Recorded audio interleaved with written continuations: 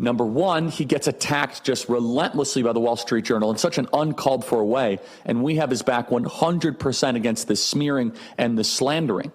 And then number two, President Donald Trump has authorized Pam Bondi in a historic way to show a commitment to transparency and what he has said this entire week.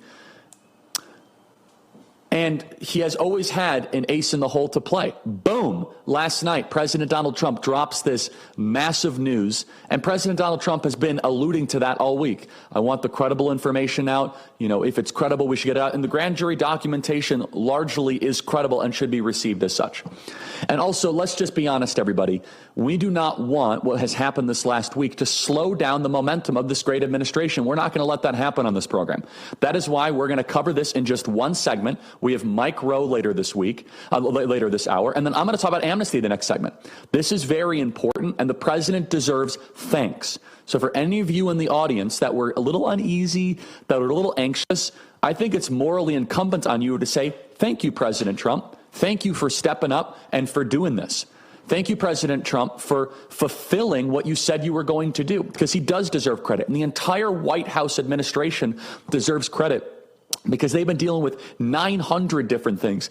And I know that patience in the time of social media is a virtue that is lost. It's very difficult for a lot of us. I'm one of the most impatient people imaginable. My entire team will tell you, like, where's it going? What's happening in real time? Mikey will attest to this. I'm one of the most impatient people ever created on God's green earth. But President Donald Trump, we should take a step back. He's doing a phenomenal job. The border's secure. The economy's doing much better. He's ending wars all over the world.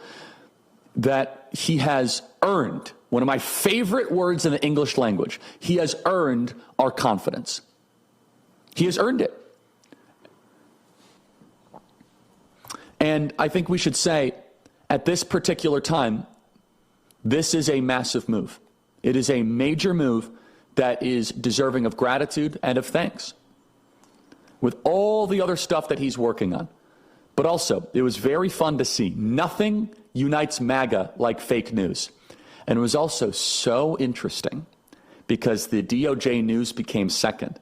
It was very telling to see who actually came to the president's defense when this Wall Street Journal piece was dropped. It was very telling.